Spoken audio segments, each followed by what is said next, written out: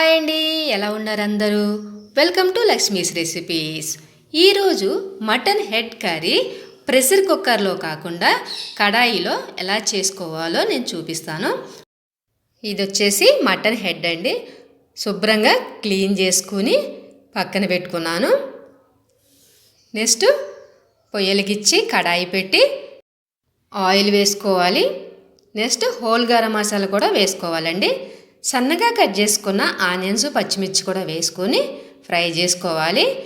Next onion, పచ్చిమిర్చి paste కూడా వేసుకొని 1 స్పూన్ అల్లం వెల్లుల్లి పేస్ట్ కూడా వేసుకొని కలుపుకోవాలి.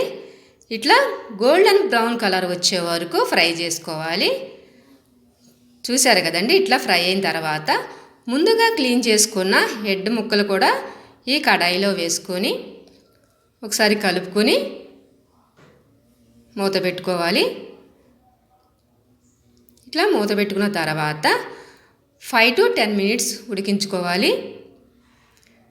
తర్వాత మూత తీసి 2 స్పూన్ల కారం, కొంచెం పసుపు,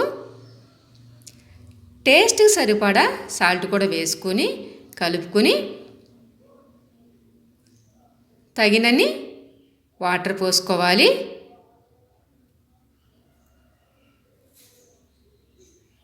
చూసారు కదా, ఇట్లా 1.5 గ్లాస్ వాటర్ పోసుకోవాలండి. నెక్స్ట్ మూత పెట్టి 10 to 15 minutes ఉడికించుకోవాలి.